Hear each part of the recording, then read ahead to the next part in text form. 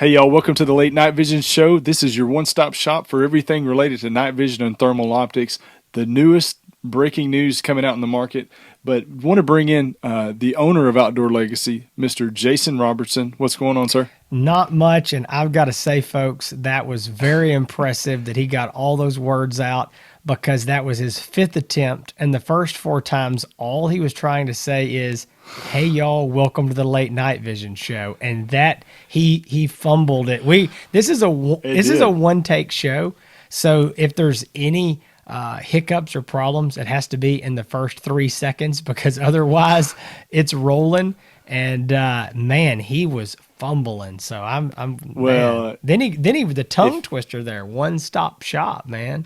One-stop shop. That that if you would see, well, you can see because you have the script, but if the people at home could see the script that I'm working off of, they could understand why I'm going to fumble what I'm saying is because I'm trying to fill in the gaps. I'm going to tell you something. Little bit for tonight. If they could see this scratch paper that I'm working with right here, and you call it a script, I have got some scribbled handwriting that I can't read, and basically, if people think this is scripted, they are confused.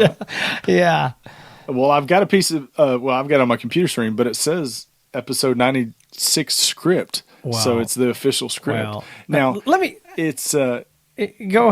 I want to make another comment. I was going to say we're coming up on episode 100. I mean, we got 4 more to go. We should be polished professionals by now. And folks, let me tell you what this is really about. All right. So about somewhere around the time, maybe a little bit before we went to Vegas in January for the SHOT Show, I popped off to Hans and I said that he was the executive producer of the Late Night Vision Show. That's now, right. I take it very seriously. He took it extremely seriously. I mean, it would kind of be like if you went and you visited the White House and President Trump was like, "Hey, you want to be president for the day?" And you took him seriously and like went and sat down in his chair and put the feet up on the desk. Hans took it extremely seriously, and it was really just kind of more of a figure of speech. Well, I was fine with that. But in my lack of vocabulary and, comprehension, I thought that executive producer was a step below the guy who was actually in charge. So I thought that still left me some room.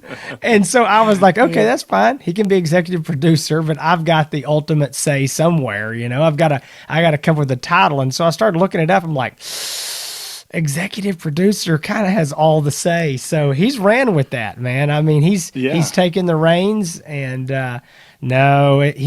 Hans is the guy who does have the ultimate say in kind of what we're doing, because he's the guy who edits the video. So so I have final say on everything. He puts we both record our video and audio separately, and because we're 2 hours apart. So I send him the stuff. He puts it all together, and then he sends me screenshots of me making stupid faces and threatens to put it out on social media and blackmails me if I don't send him more scopes and stuff. So I've got a whole folder. I bet he does. It's great. I love it. It's the only joy that I get from editing these videos is freezing Jason's face in some goofy pose. He does, and then I forward it to all of our wives. And exactly, and makes fun of them. But that's the only joy I get. But hey, so. Last week we had the review of the AGM ASP TM35-384. I posted a video on Instagram under the Hans ETX account as well as the Late Night Vision Show account of the thermal monocular and me walking, which surprisingly took a couple takes to get because I kept walking off camera, but of me walking out to 50 yards all the way out to 300 yards. And the video turned out really well. So if you're wondering about some video on that, you haven't got a chance to see it anywhere else, you can check it on Instagram. I know Jason will probably be posting it soon on Facebook as well. It'll be on the Outdoor Legacy Gear Facebook page as well. So definitely. Jason has 2 free minutes to do so. I haven't posted anything anywhere in a while, but we will. And so we've had a lot of people asking about those units. We did the full review last week. We do have them in stock. Mm-hmm. They're sitting on the shelf, ready to roll. Great units. Hans is still using one right now.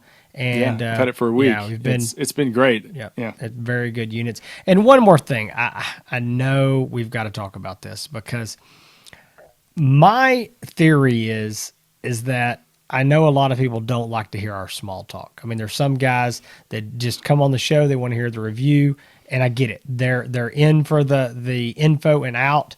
They're not regular listeners, and I totally understand that. But we have other people who do listen every week. But I just kind of figure that, in the beginning where we're jibber jabbering and shooting the bull like we've been doing here, some people aren't listening. They're tired of it. When we get to the end, we're wrapping things up.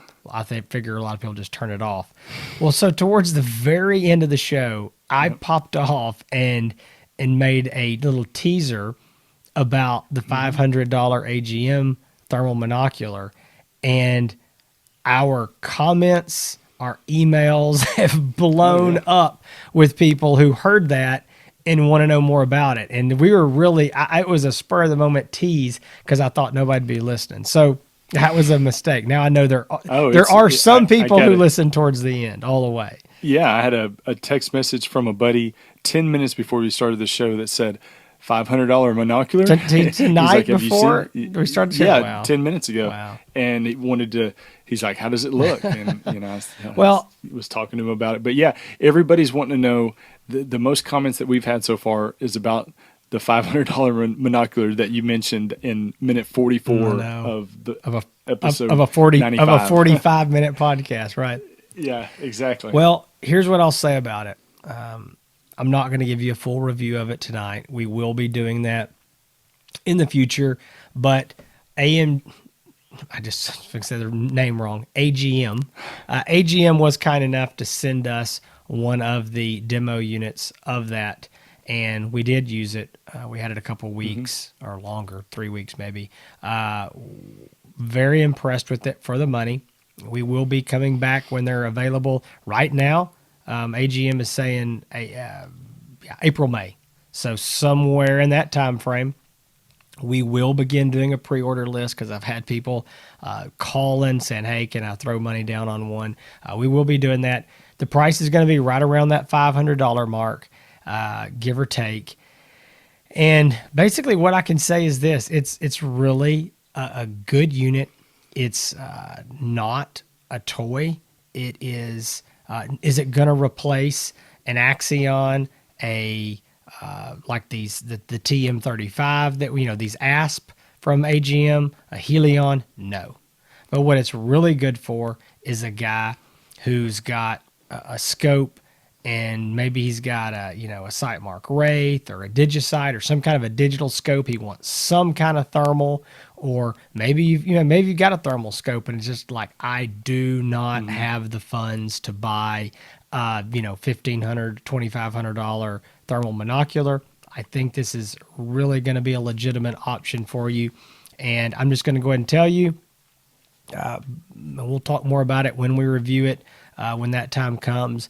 But I am already purchasing other similar priced thermals out there that Hans and I have both seen in the past, but we want to be able to compare it, again, fresh on our minds. That's one thing we really like to do is when we compare it to something, we want to have a good comparison of it and not something that I remember from 2 years ago when I looked through it. So I am once again blowing money. I have right now a FLIR Scout TK that I've had 50 people say, all that AGM unit is a FLIR Scout TK. Well, guess what? I hadn't seen one in a while. I knew exactly what they looked like, but you have enough people that start telling you things, and you go, well, maybe I bought one. I'm going to end this whole conversation on this. It blows a FLIR Scout TK out of the water. So trust me on that. But that is something we'll be talking about very, very soon. As soon as they're available and get closer to that release date, we'll be doing a review of them. But I'm excited about it. Yeah, so we got a chance to both use it for a little while. We got a lot more. Yeah, and we'll have a lot more time with it. Speaking of that, right now, I'm going to hold this up if you're watching on YouTube. This is a AGM ASP Micro TM. Let me look at the model so I don't screw this up. Yep, 384. The other one is a TM 160. It's a 160 resolution. This is a 384 resolution. Very good image quality on this unit. To be honest with you, I'm underprepared. I don't know. This is not available yet. I don't have my price sheet in front of me.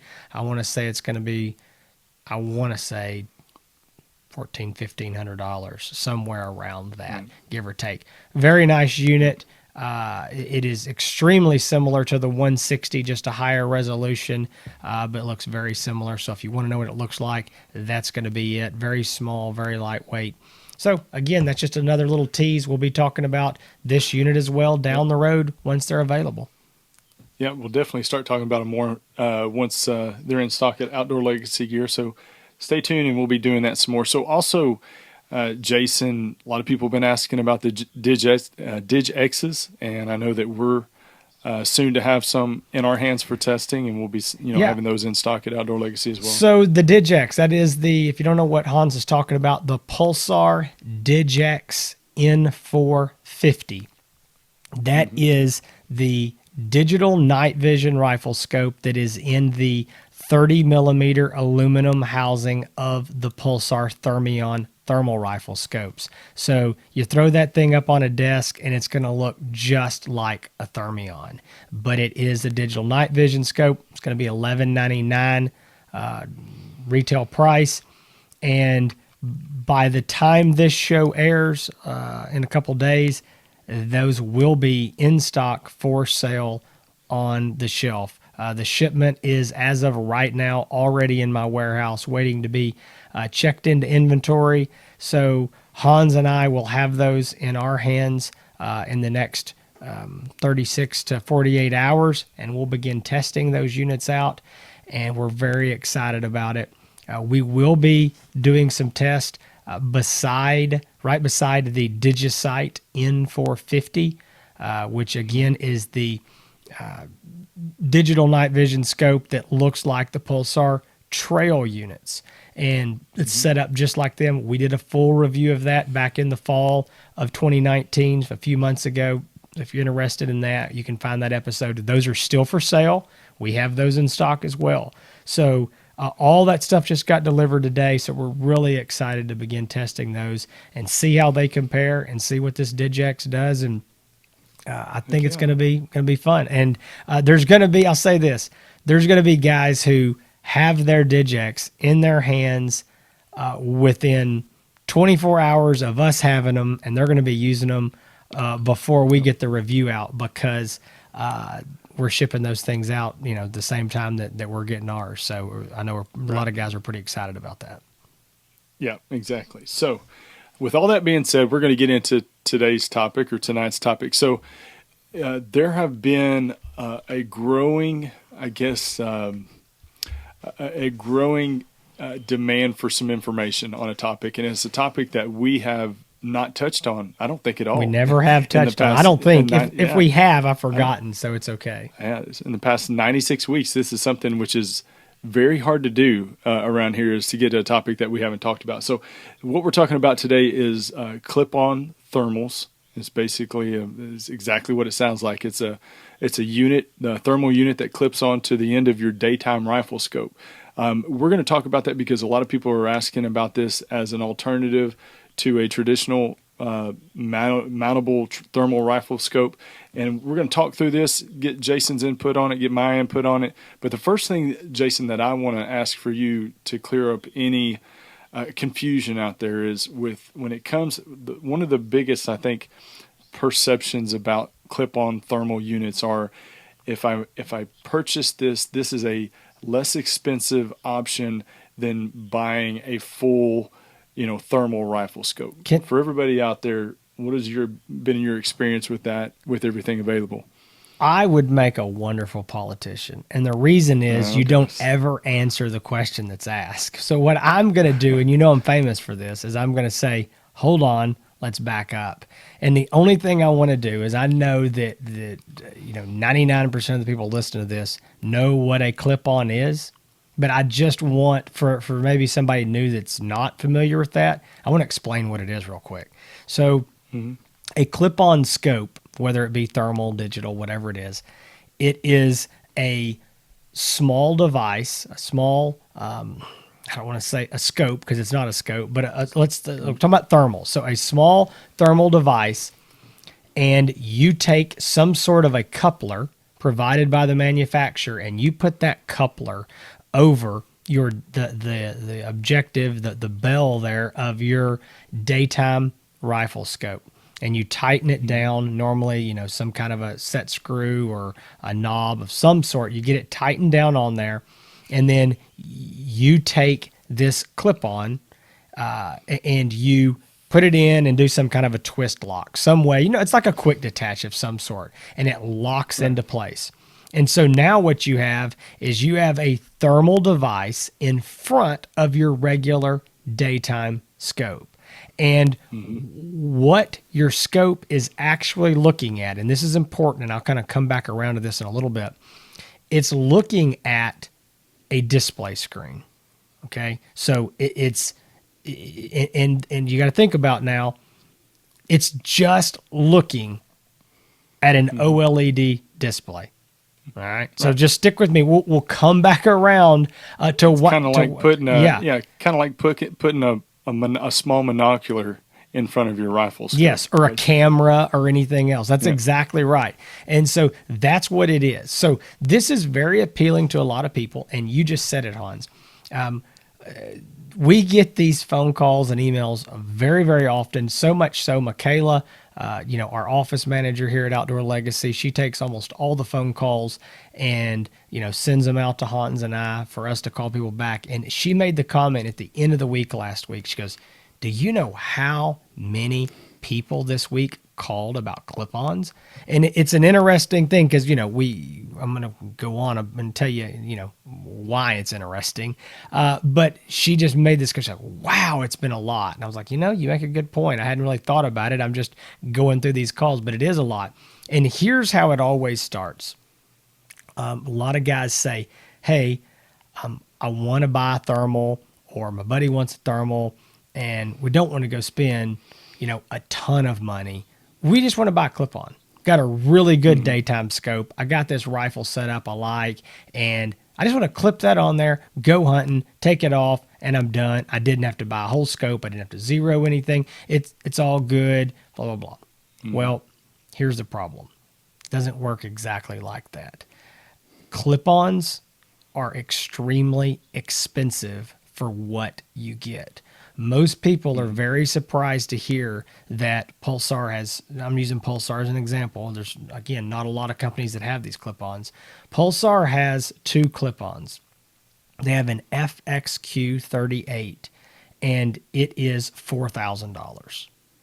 And if that FXQ, it's called the Core FXQ, C-O-R-E, if that sounds familiar, it's because you've probably heard of the Core RXQ30V that we've talked about tons on this show. That is the Pulsar entry-level $1,900 scope. Entry-level scope. Well, the Core FXQ is that same unit in a clip-on. Right. So here's the first thing. It's $4,000. It's not cheap. The second model is FXQ50, and it's $4,500. And what you're getting is essentially the same quality the same unit that you're getting out of an $1,899 entry-level dedicated scope. So you're paying $2,100 for the convenience of clipping that thing on the front of your daytime scope. Right. You really have to love that daytime scope. You really got to, and when you get it, and you get this thing, you still have thermal image quality worth $1,899, $1,900. Right. Yeah. So that's the big misperception is, hey, I'm going to buy this and it's going to be less expensive because it's not an entire thermal rifle scope. It's just basically the end of it, the thermal monocular part of it, without a reticle in it. The reticle is produced through your rifle scope, projects onto the thermal clip-on. That's right. So, now, Let's talk about a couple other, myths or misconceptions. So you say, oh, and let me back up here. I mean, I mentioned the Pulsar, and I'm not just picking on them, but they're easy to pick on. There's not a lot out there anymore. Again, there's not a lot out there to choose from. AGM, there's some others. Yeah, AGM's going to have one. I think they're going to have 2 or 3. I was looking through their catalog, and I mean, I think they're going to start at. What did I tell you? We looked at their $3,500, $4,000. Yeah. So, I mean, not cheap. And so, but one of the misconceptions is a lot of these clip-ons. This is a cool deal. I'll give them that. You take it off of the scope, and a lot of them have a little an eyepiece adapter that you can twist onto the back. Again, quick lock. Now you got a monocular. So you say, hey, I'm getting 2 in 1. That is true. But what I would tell you is that, again, I'm just using this as a perfectly fair example. You can buy 2 RXQ 30Vs. So you got one that you put on your rifle, 0 that thing, never touch it. You got another one that you hold in your hand. That's going to be essentially the same size as this FXQ clip-on. And you still got $200 in your pocket. I mean, why would you? It's a pretty strong argument. It is a strong argument. Or I would say this, buy the $1,900 monocular. I mean, the $1,900 scope, and you got a whole lot of money left to buy a nice rifle. Another rifle. Or like I told a guy today, I said, rather than spending $4,000, buy you a $3,300 scope, and you still got $700 left to buy a rifle. I mean, you can get a nice dedicated nighttime setup for what it costs to buy the clip-on. And I'm talking, and the image quality you will get out of that dedicated scope, especially if you buy a nicer one, is going to be leaps and bounds way ahead of what you're going to get out of the clip-on. Plus, you can get all kinds of features: battery packs, video recording, all that jazz. Yep. Yeah. So I think, and you may have answered this question already. What do you do for the people out there? What do the people do that don't want to have to take their nice high-end daytime scopes on and off their rifle? Maybe they have one setup, and they don't like taking their scopes off. What options do they have? I mean, maybe they don't have any other options other than a clip-on thermal. That's exactly right. And they serve a purpose. And I want to be clear here. I mean, we've just spent the last 10 minutes talking these things down. But my point is, what I'm doing is I'm telling you the facts. And most people are confused on the facts because they think that I'm going to tell them they're going to buy a clip-on for $1,200. And they think, because it's not a whole scope. Well, it is a scope. I mean, if you think about it, it is. It's everything there. And think about this. Okay, it doesn't have the crosshair in it, but it is recoil rated, just like a scope. It's got the eyepiece, especially if we're talking like these FXQs. It's got the eyepiece that you can put on and use it as a binocular. So what you're doing is you're taking the scope, you're making it as small as you can. You're making an eyepiece that comes off and on. That in and of itself is pretty impressive. Then you're making a coupler attachment that you can put onto essentially any daytime scope, no matter how expensive that scope is, and not mar up or scratch up the end of the thing.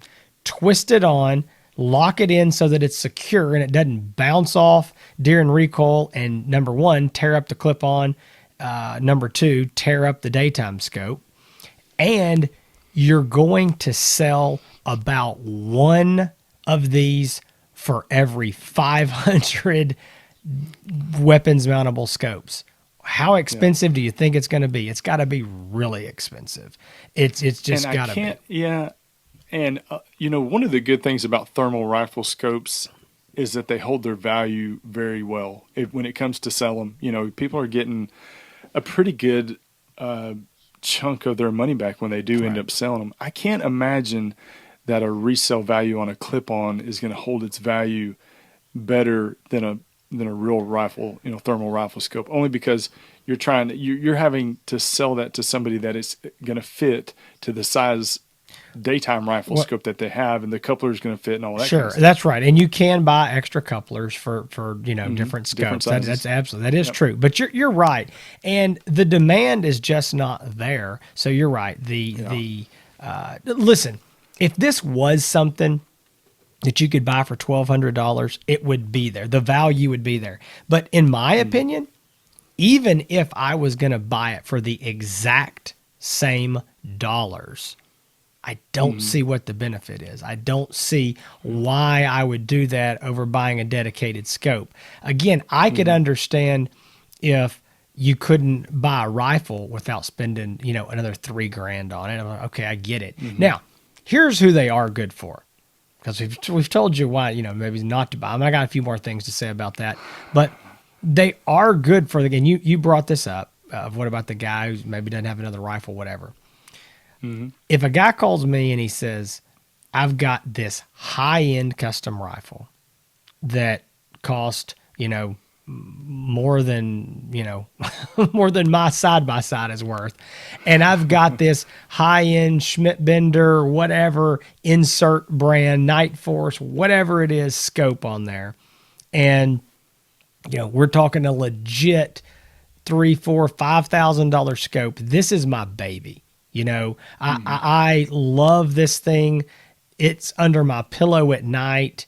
It was made for me, and this is the scope and the rifle that I shoot. And I happen to be going on a hog hunt next weekend, and I want to shoot this rifle. And I might go out to my brother-in-law's place, in 6 months from now. This and one more caveat. And money's not a problem.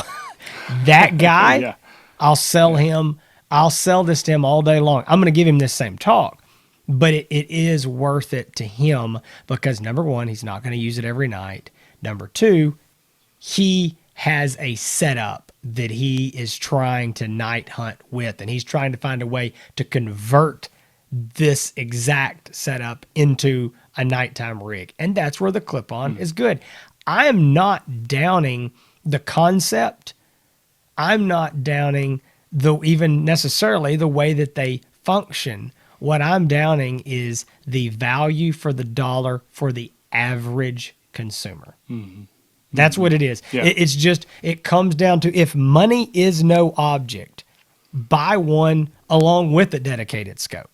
I mean, why not? Throw one on your daytime, keep it in your truck. It'd be easy. Again, I'm not saying it's a bad in concept or even in usability. It's just not great when it comes to the dollars and cents for someone who's, on a normal budget, if that makes sense.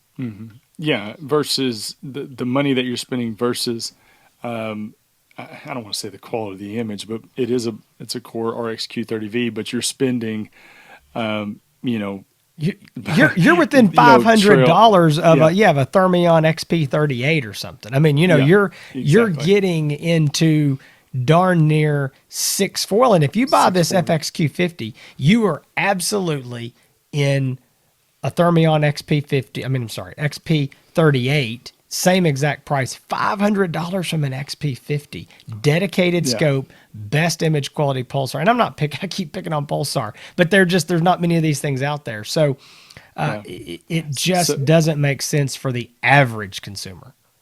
So the title of this podcast show is Clip-on Thermal a good investment? Is it worth the money? I don't know. I haven't decided. As executive producer, I have not decided on the final title name of this while we're taping. But it's just about that. Is it worth the money? Sure. So, in your opinion, let me see if I can guess just based on what you're saying. It is worth the money if you have the money and you have the setup that that you want to protect and keep the way it is and not change it back and forth. And I want to talk about that money doesn't bother you. Yeah, and I want to talk about one more thing here that I didn't bring up before, and that is another myth or misconception, I guess, is a lot of guys will look at these scopes and they'll say, well, as an example, that Core RXQ30V dedicated scope's 1.6 power, or a lot of these scopes are only 2 or 3 power. That ain't enough for me. I'm a long range shooter. I got this long range scope, so I'm going to clip this thing on there, and my scope is a 4 to 14, or it goes up to 20 power. I'm going to crank that thing right up. Negative, Ghost Rider. All right. Remember when we started this conversation and I said that you're looking at a display screen? That is just in front of that lens of your daytime scope. So when you zoom optically with your daytime scope, you are zooming in on that screen. You are making that screen appear closer. So what's going to happen in very short order is when you get up into that 5-6 power magnification, you will no longer be seeing all of the screen. Think about the thermal screen that you're looking at.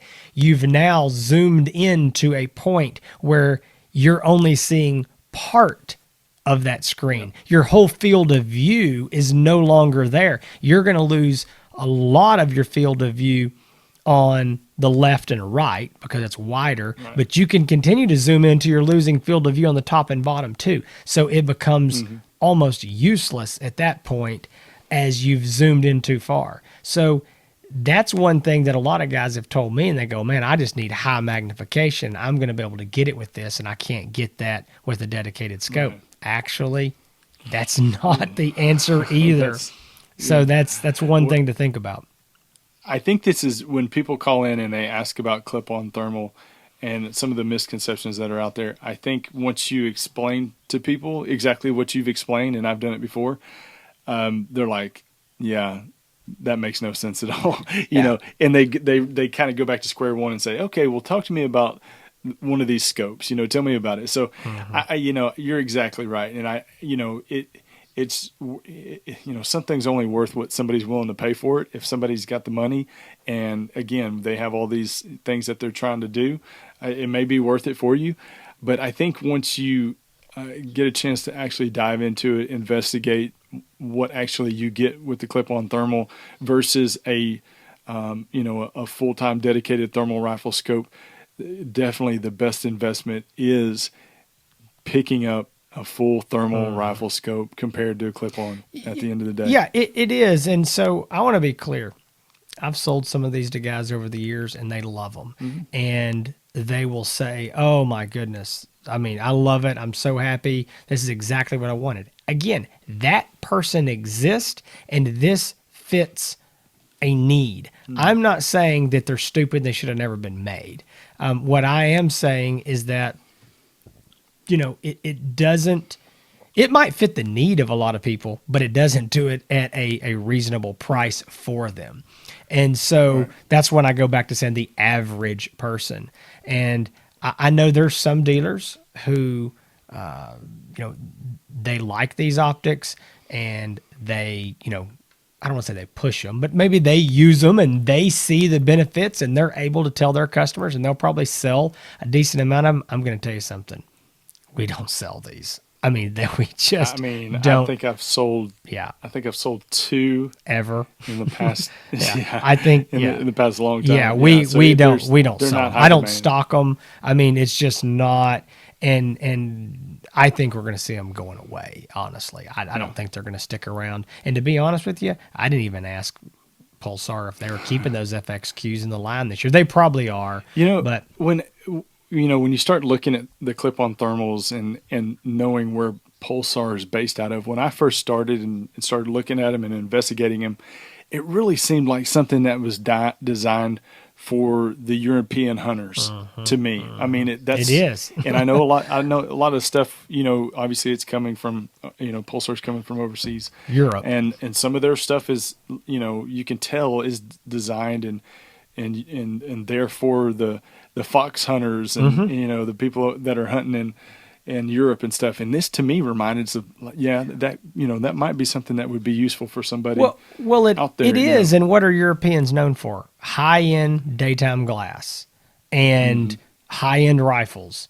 And sometimes money. So what does this, what is all that? What did I say? Who does this work for? So now listen, I know what's going to happen here.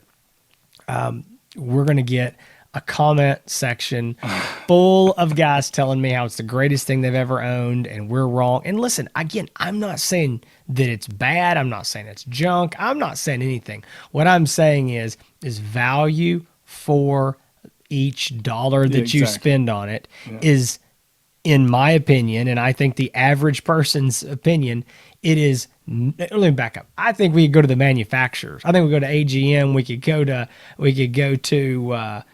Pulsar, and we could say, hey, is this value for the dollar really there as compared to one of your scopes? And they're going to go, no, but if you want one, we'll sell one to you. I mean, I feel the same way. They're not out there pushing it. Nobody's pushing Pulsar. it. It's there for a limited amount of people that are looking for it, but there's not a lot of dealers out there who are pushing it. No. But if you have somebody says that, you say, okay, let me look through your scope with the clip-on, and we'll look through this Thermion XP38 and see which one looks better. And here's the thing, and this is the reason we're doing this, okay, folks? Think about this for just a minute, because I had a guy on the phone one day tell me, he said, well, there's some reason that you don't want to sell me one. And I said, listen, I'm trying to convince you why a $1,900 scope is a better investment than $4,000. I said, let me tell you which one I make more money on. Okay, it's $4,000. All right. I said I would not be doing my job if I didn't give you the facts. And when I get through with the facts, if you say, I hear you, but I still want one, I'm going to say, let me see how soon I can get you one and get it shipped to you. If you want it, I'll sell it to you. I mean, I don't have any problem. I don't believe that it's a bad thing. So that's all we're doing here, folks. And if you listen to this and you go, hey, these guys convinced me that I want one, call me. We'll talk, okay? We'll get you one. But all I'm trying to do is make sure, and this is, again, it's what we do on the show. We want to make sure that the consumer is informed, they understand how these things work, and then they're able to make, take that information and make the decision of whatever it is they want to buy. And there's nobody that can talk you out of spending money other than our number one salesperson, Mr. Jason Robertson, the owner of Outdoor Legacy Gear, who is brutally honest and will, make sure that you get into the correct optic for your needs. Definitely give him a call. You can find him outdoorlegacygear.com. Phone number 877-350-1818. I'll go ahead and let you go through the pre-close like we had designed. Yeah, see, there's no reason for a script. No reason for a script at all. No, folks. So anyway, Hans told you where to get a hold of us, and it is outdoorlegacygear.com or 877-350-1818. If you want to support the show, if you like what we're doing here, please try to support us at Outdoor Legacy for all your night vision and thermal needs. Give us a call, and Hans and I will be glad to help you in any way that we can, giving you advice and pointing you in the right direction. If you want to find Hans, you can find him where he hangs out over on YouTube. Just put out a new video. Got a bunch of hog kills on there. Got some good action. Got a big hog they called in. It's a pretty cool video. If you hadn't seen it, go check that out at YouTube. And he's also on Instagram all the time, posting pictures and videos there as well. And it's the other place I hang out. Yeah, that's where he hangs. Instagram and YouTube. Yeah, exactly. And if you want to find the Late Night Vision Show, good news. You've already found us. You're either listening to us or you're watching us on YouTube. Please like, subscribe, do whatever you got to do on there, and come back every week. And we really do appreciate the support that y'all give us. Yeah, absolutely. And up pretty soon, I don't know if we're going to be doing it the next episode, but very, very soon, we're going to be doing the review of the AGM ASP TM 25 384. So that is the model that is just under the TM 35 that we've already reviewed. And I'll also be coming out with my full review of the ASP TM 35 384. Man, it's a lot of numbers. It's a lot of numbers. my head just starts spinning. I will be doing a full review on my YouTube channel, like Jason mentioned. That's Hans ETX. But thank you all for joining us this week. This has been episode 96. Is clip-on thermal worth the money? Well, Mr. Jason Robertson, I think just answered the question in the last 20 minutes. But I appreciate y'all joining us. We'll see y'all next week. Stay safe in the fields and keep making them bacon pancakes.